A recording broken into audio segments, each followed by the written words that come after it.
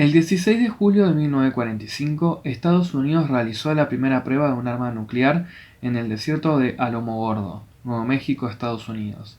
El 6 de agosto del mismo año lanzó la primera bomba atómica sobre la ciudad de Hiroshima, al oeste de Japón, bajo la premisa de acotar el sufrimiento de la guerra y las pérdidas de los soldados estadounidenses.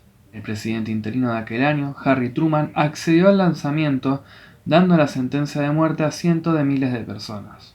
Al menos 70.000 personas murieron en la explosión inicial, mientras que aproximadamente 70.000 más murieron a causa de la explosión de la radiación.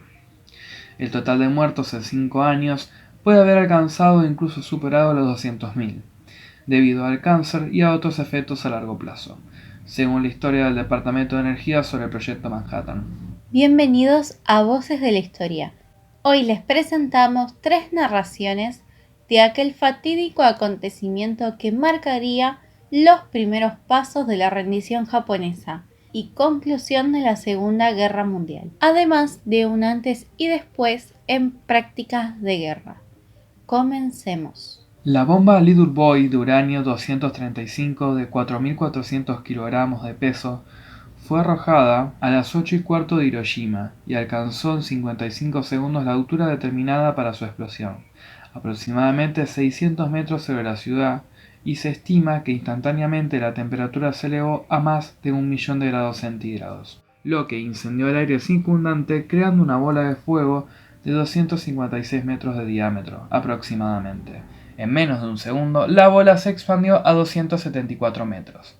Mientras el Enola Gay, avión bombardero, se alejaba a toda velocidad de la ciudad, el capitán Robert Lewis, copiloto del bombardero, comentó: «Dios mío, ¿qué hemos hecho?». Bob Caron, artillero de cola del Enola Gay, describió así la escena. Una columna de humo asciende rápidamente. Su centro muestra un terrible color rojo. Todo es pura turbulencia.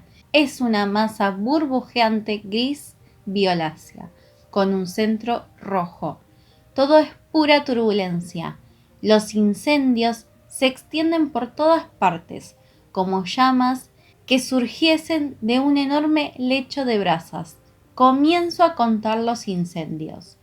1, 2, 3, 4, 5, 6, 14, 15. Es imposible. Son demasiados para poder contarlos. Aquí llega la forma de hongo de la que nos habló el capitán Parsons. Viene hacia aquí. Es como una masa de melaza burbujeante. El hongo se extiende. Puede que tenga 1.500 o quizás 3.000 metros de anchura y unos 800 de altura. Crece más y más. Está casi a nuestro nivel y sigue ascendiendo. Es muy negro, pero muestra cierto tinte violáceo muy extraño. La base del hongo se parece a una densa niebla atravesada con un lanzallamas. La ciudad debe estar abajo de todo eso. Las llamas y el humo se están hinchando y se arremolinan alrededor de las estribaciones. Las colinas están desapareciendo bajo el humo. Cuanto veo ahora de la ciudad es el muelle principal y lo que parece ser un campo de aviación.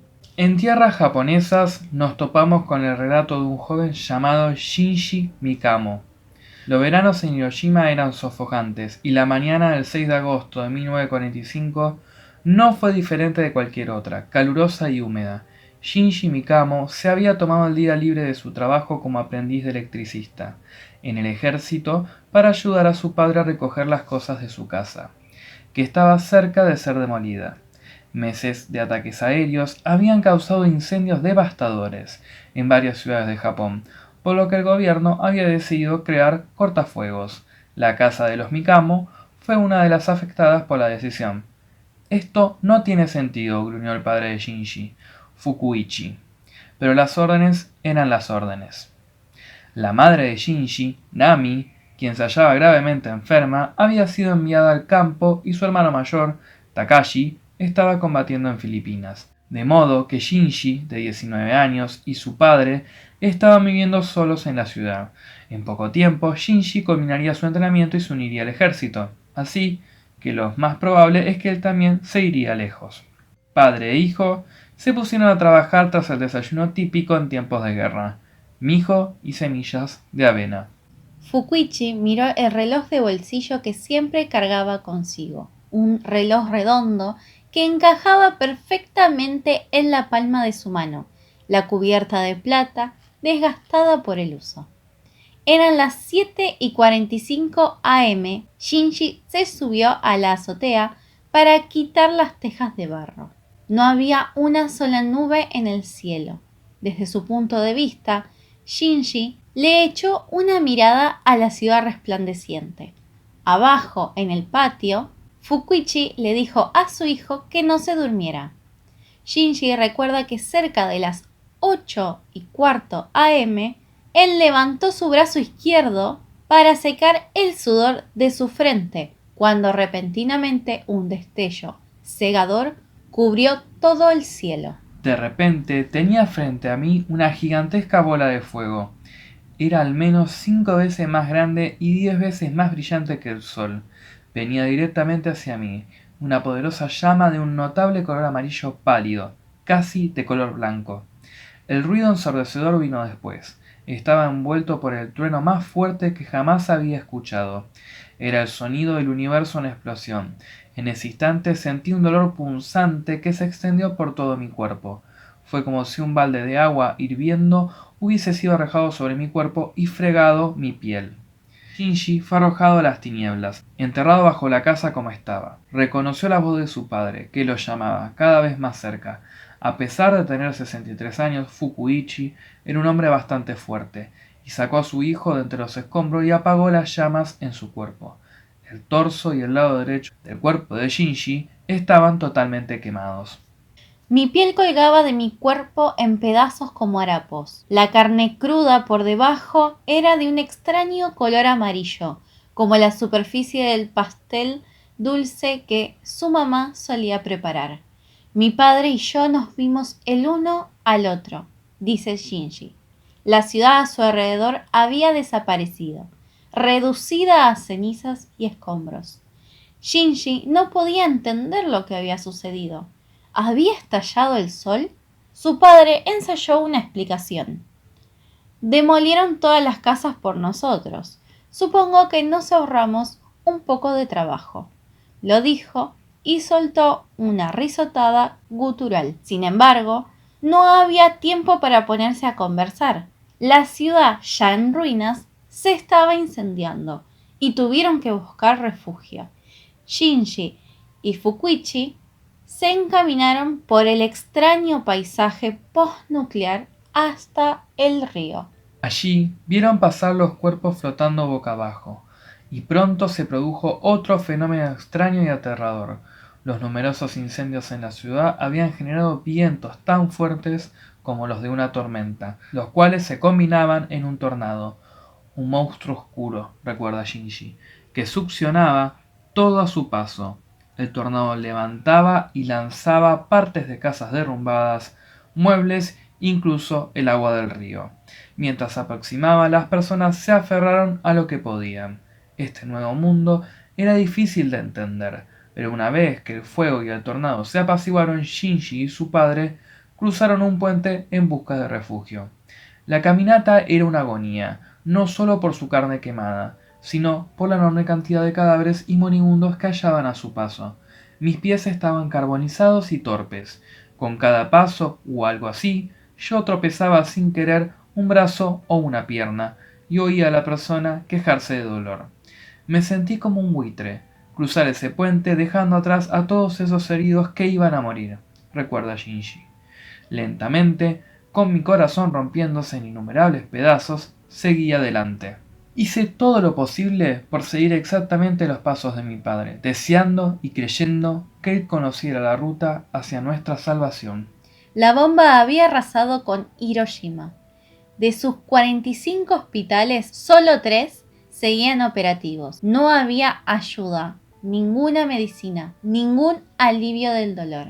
Shinji se hallaba a poco más de 1 kilómetro del epicentro de la explosión. Él atribuye su supervivencia a la fortaleza de su padre. Cada vez que él quería renunciar, Fukuichi lo regañaba. «No sucumbas a la debilidad tan fácilmente», le dijo. «Ya hemos pasado lo peor». Apenas tenía piel para proteger su cuerpo. Con cada paso, un poco de la carne de Shinji se desgarraba. En los momentos en que estaban demasiado débiles para caminar, él y su padre se arrastraban. Les tomó horas recorrer distancias cortas. Shinji le suplicó a su padre que lo dejara morir, pero Fukuichi le dijo con resolución: «¿Te quieres morir? No digas eso con tanta ligereza. En tanto que permanezcas vivo, te recuperarás algún día. Ese día llegará. Solo aguanta un poco». Hasta que tuvieron un golpe de suerte. De regreso a la zona donde habían vivido, los reconoció Teruo, un amigo de Shinji, y su compañero como aprendiz en el ejército, siendo un civil empleado. Por el ejército, Shinji tenía algunos privilegios. Teruo pudo mover algunos elementos para lograr que lo evacuaran para el tratamiento. El 9 de agosto, 3 días después de la bomba, Shinji y su padre estaban en el suelo de una escuela en un pueblo a las afueras de la ciudad, junto con decenas de heridos graves. En ese momento, los pensamientos de Shinji se ubicaron en un incidente perturbador ocurrido el día anterior. Mientras él y su padre caminaban desde el santuario de Toshogu, 2 soldados les salieron al paso y les dijeron que regresaran por donde venían. Cuando Fukuichi protestó, uno de los soldados le escupió en la cara y le dijo que se fuera al infierno. En una sociedad en que los ancianos son venerados, este hecho fue profundamente chocante. Sin embargo, Fukuichi contuvo su ira y se alejó. Seguir con vida era lo más importante. Les tomó horas hacer el camino de vuelta por una pendiente recubierta de arbustos espinosos y los restos astillados de madera. Shinji maldijo a los soldados con cada doloroso paso que daba. Shinji no podía entender por qué los soldados pudieron tratarlos de esa manera. Consumido por la ira y el odio, se volvió hacia su padre en busca de una explicación. «Son demonios, ¿no?», preguntó. «Son malos, tal vez incluso peor que los bombarderos estadounidenses». Fukuichi respondió con calma: «Ahora mismo estamos en el infierno. No es de extrañar que veamos demonios». El padre le habló a su hijo de los ángeles que habían hallado, el vecino que les había hecho la sopa, Teruo y su intervención decisiva, los habitantes del pueblo que estaban atendiendo a los heridos. Shinji se vio obligado a aceptar que la bondad todavía existía. Se durmió esa noche con lágrimas de alivio en sus ojos, imaginando la cara de Buda. 2 días después, los soldados llegaron para llevarse a Shinji a un hospital de campaña. Padre y hijo habían sobrevivido durante 5 días, vagando juntos por la Hiroshima post-apocalíptica, pero ahora tenían que separarse. La mirada inquebrantable de Fukuichi siguió a su hijo mientras lo conducían a un camión del ejército. Cuando Shinji llegó al hospital, las heridas en su pierna estaban seriamente infectadas y requerían drenar el pus y los gusanos. Una mañana, al despertar, Shinji se halló con un espectáculo inusual. Los soldados en el hospital ya no llevaban sus espadas. Era el 16 de agosto, una semana después de que una segunda bomba atómica fuese lanzada sobre Nagasaki. Japón se había rendido el 14 de agosto. La guerra había terminado. Shinji fue dado de alta del hospital en octubre de 1945. Un mes antes se las había arreglado para enviarle una postal a su madre en la que decía que estaba vivo, y él fue en busca de su padre. Se halló, sin embargo, con las ruinas de la antigua casa, a la que identificó gracias a los patrones distintivos en los destrozados cuencos de arroz de la familia. Moviéndose entre los restos carbonizados, hizo un descubrimiento: un disco redondo familiar, cubierto de polvo y hollín. Allí estaba el reloj de su padre, entre los escombros. El vidrio se había volado, lo mismo que las manecillas. El metal estaba oxidado y quemado. el inimaginable e intenso calor de varios miles de grados producidos por la explosión había fundido el reloj de las manecillas en la cara del reloj, dejando marcas distintivas de donde se encontraban en el momento de la explosión. Esto fue suficiente para ver claramente el momento exacto que el reloj se detuvo. Ocurrió a las 8:15 de la mañana. Ese pensamiento lo golpeó como otra explosión atómica, dice. Parado sobre las ruinas de su casa, vistiendo ropa de otra persona, pensó en las hermosas fotografías tomadas por su padre, un fotógrafo profesional. Ahora eran cenizas bajo sus pies. El reloj era su único vínculo con una familia que había sido aniquilada. Aunque él no lo sabía aún, su madre Nami había muerto pocos días después de recibir su tarjeta postal, y su hermano Takashi había muerto en acción en Filipinas. ¿Qué pasó con su padre? Él nunca pudo saberlo. Como huérfano de guerra, Shinji luchó por sobrevivir y hacerse de un lugar en la sociedad. No muy lejos de allí, otra historia nos hace reflexionar. Sadako Sasaki tenía 2 años cuando cayó la bomba en Hiroshima, ciudad en la que vivía. 10 años más tarde, cuando tenía 12, como consecuencia de la irradiación que le produjo la bomba de Hiroshima, los médicos le diagnosticaron leucemia. Cuando la pequeña Sadako estaba en el hospital recuperándose de su enfermedad, su amiga, Chisucho, le explicó la historia de las 1000 grullas de papel. La historia consiste en que si deseas algo con mucha fuerza y construyes 1000 grullas de papel, los dioses te concederán ese deseo que tanto anhelas. Es así como Sadako deseó curarse de su terrible enfermedad, y para ello se propuso construir por sí misma 1000 grullas de papel, aunque no logró conseguirlo porque falleció mucho antes de poder acabarlas todas. Murió en octubre de 1955 y solo había conseguido plegar 644 grullas de papel. Simbólicamente, sus amigos continuaron su misión y completaron las 1000 grullas, con la esperanza de que se evitaran las guerras en el futuro y se consiguiera la paz entre todos los países del mundo. 3 años más tarde de la muerte de Sadako, los niños y las niñas de toda la ciudad de Hiroshima le dedicaron una estatua a ella con una grulla en su mano. La estatua está en el Parque de la Paz de Hiroshima. Hay cientos de relatos sobre la trágica Hiroshima, pero un mensaje en común nos deja una reflexión. Y es que más allá de todo lo que se pudo transmitir de generación en generación, por encima de todo, siempre se enseñó que odiar era algo malo y que los estadounidenses no tuvieron la culpa, que fue la guerra quien tuvo la culpa. Muchas gracias por haber visto este video. No olvides de darle un me gusta, suscribirte y activar la campanita de notificaciones para que te avise cada vez que subamos un nuevo video.